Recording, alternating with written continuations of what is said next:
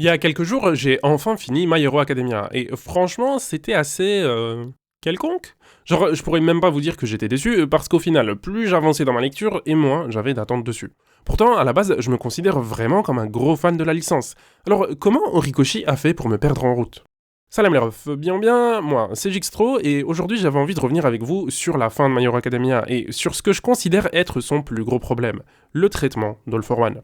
Ce sera une vidéo assez courte parce que la vérité j'ai la flemme de passer en revue toute l'œuvre, surtout qu'il y a plein de bonnes vidéos qui le font déjà très bien. Ok, alors avant de passer à la critique, j'avais envie de repréciser que j'ai toujours pris un plaisir immense à lire MHA. J'étais vraiment fan de l'œuvre parce que malgré ses défauts évidents, il y avait des qualités folles qui me faisaient trop kiffer. Si j'insiste dessus, c'est pour que vous compreniez que mon degré de tolérance a toujours été très élevé envers le manga. Même après ma pause de quelques années, quand j'ai repris la lecture pour enfin finir l'œuvre, c'était toujours aussi kiffant que dans mes souvenirs. Sauf que voilà, plus je lisais et plus les défauts devenaient grossiers, jusqu'à ce qu'il y en ait un qui soit carrément alarmant. Évidemment, c'était ce fichu All for One. Genre, comment c'était possible qu'on soit dans les derniers chapitres de l'œuvre et qu'il soit pas encore clamsé? Vraiment, c'était incompréhensible, et peu importe dans quel sens je retourne le problème, j'arrive pas à comprendre comment l'auteur en est venu à la conclusion qu'il devait donner encore plus d'importance à ce perso. En fait, la seule hypothèse qui me paraît tenir un temps soit peu debout, c'est qu'Horikoshi s'est laissé manger par son propre perso. Ouais, je sais. Là, vous vous demandez sûrement ce que je raconte, mais vous en faites pas, c'est justement ce que je vais essayer de vous expliquer. En fait, quand on regarde l'évolution du perso et la place qu'il occupe dans l'histoire, il y a des moments clés qui témoignent précisément de tout ce qui a foiré avec lui. Pourtant, au début, tout semblait bien aller. Il était l'antagoniste de l'ancienne génération qui allait servir de mentor à Shigaraki, comme All Might servait de mentor à Izuku. Franchement, jusqu'à Kamino, son traitement il était carré. Mais c'est derrière que ça coince, quand il a fallu faire de Shigaraki le possesseur de l'alter All for One, histoire de perpétrer l'opposition avec Deku et son One for All. En théorie, ça aurait dû être une banalité dans l'exécution, tellement c'était l'évidence à faire. Horikoshi avait juste à écrire le transfert d'Alter en laissant All for One en tant que mentor. Mais, va savoir pourquoi il n'a pas voulu faire passer All for One en second plan. Résultat, sa conscience et celle de Shigaraki se battent constamment pour la domination du corps de Shigaraki. Et ça, pour moi, c'était déjà le premier gros red flag. Parce que, sérieux, c'est quoi l'intérêt d'avoir deux fois le même perso dans une histoire? Je sais pas si vous vous rendez compte de l'inutilité du truc. Genre, on avait All for One une fois dans son vrai corps, qui était en prison et puis qui s'est échappé, et on avait All for One une deuxième fois dans le corps de Shigaraki. Wesh, c'est de l'harcèlement moral à ce niveau. Si encore en transférant sa conscience, le premier corps était mort, vas-y, pourquoi pas. Mais là, non, juste on a deux fois le même perso. Je veux bien que ça montre à quel point All for One était tenace et qu'il avait tout prévu pour que son plan de domination mondiale fonctionne. Mais la vérité, c'est que c'était complètement raté. Au final, All for One passe pour un forceur et Shigaraki perd constamment de son aura en tant qu'antagoniste final. Et à un moment, j'ai même l'impression qu'Horikoshi en prend lui-même conscience, parce qu'il montre que Shigaraki ne laisse pas son esprit se faire dominer. Du coup, je finis par me dire, ok, en fait, tout ça, c'était pour montrer à quel point Tomura était finalement plus déterminé encore que All for One. Donc ça va, le chemin était peut-être aléatoire, mais au moins la ligne d'arrivée fait sens. C'est ce que j'aurais voulu vous dire, sauf que le combat contre Miss America existe, et là je sais pas. Horikoshi a pété un plomb, il a fusionné les deux consciences, le perso n'est ni Shigaraki ni All for One, on sait pas qui c'est, on doit faire semblant que c'est ok pour faire perdre Star and Stripes. Mohim, c'est le deuxième red flag. Mais vous savez quoi? Si on ferme les yeux, on peut presque faire semblant que le combat a jamais existé, vu que ça change rien à l'histoire de toute façon.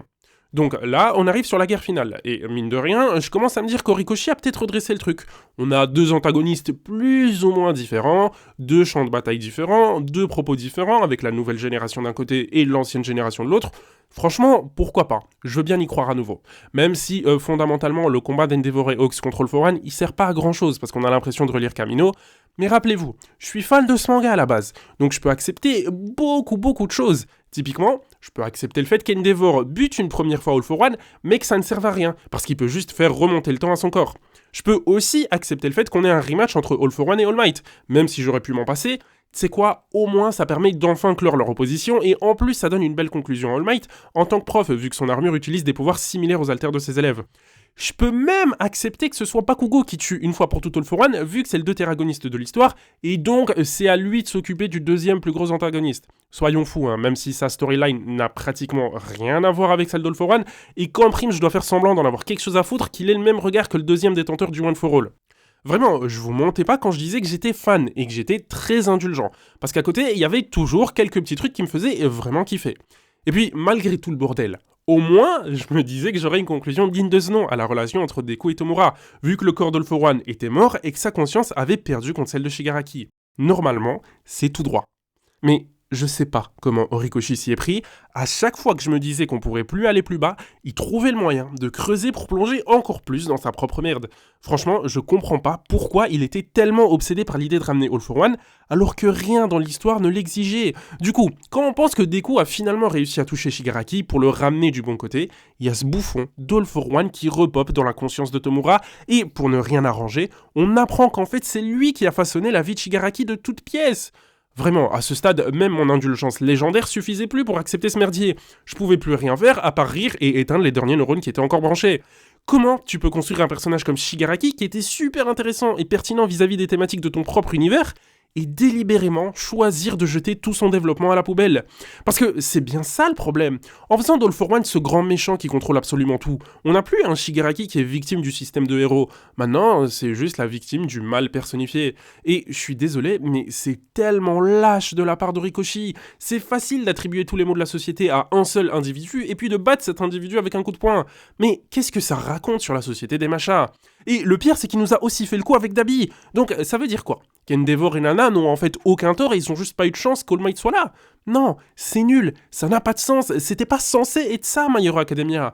Et ça m'énerve qu'Horikoshi ait tout gâché, parce que jusqu'au bout, il avait encore la possibilité de pas rendre son manga complètement obsolète. Mais là, franchement, ça sert à quoi de lire Emacha si le propos principal du manga, à savoir la faillite du système héroïque, n'est même pas convenablement traité? Et tout ça parce qu'Horikoshi ne savait pas comment se débarrasser d'All For One. Enfin, ça c'est la perspective optimiste, parce qu'on pourrait aussi se dire qu'il ne voulait juste pas s'en débarrasser. Mais bon, si c'est ça, c'est terriblement mal pensé de sa part. En fin de compte, All For One était devenu trop important dans l'histoire sans aucune raison valable. Horikoshi a juste continué de s'enfoncer dans son délire d'antagoniste trop fort jusqu'à perdre de vue ce qui faisait la force de son propre manga. D'ailleurs, j'ai récemment sorti une vidéo sur les personnages trop forts, et je disais justement que c'était compliqué d'écrire des antagonistes dans ce style parce qu'à un moment, il faut s'en débarrasser. Et c'est pas forcément évident de faire ça correctement. Et ben là, on a un cas d'école de personnage trop fort pour rien. Sa force ne raconte absolument rien. Il est juste là pour servir d'escaladeur de puissance et faciliter à Horikoshi la conclusion de son manga. C'est nul, c'est vide, et ça m'énerve. Mais la vérité, je crois que c'est ma faute. Ça m'apprendra à être indulgent avec des mangas juste parce qu'ils me font kiffer. Ok, alors pour conclure maintenant, je vous dirais que si All For One n'a plus de haters, c'est juste que je suis mort. Dites-vous que le mec voulait tellement tout s'approprier qu'il a même fini par nous prendre tout ce qui restait de bien dans ce manga.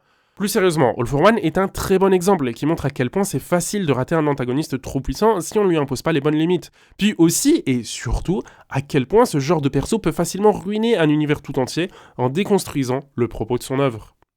Bref, c'était tout pour moi, j'espère que vous avez kiffé la vidéo, si c'est le cas, un petit like, un petit commentaire, et abonnez-vous aussi, ça fait toujours plaisir. Sur ce, c'était le Strauss, merci d'avoir regardé, et à la prochaine.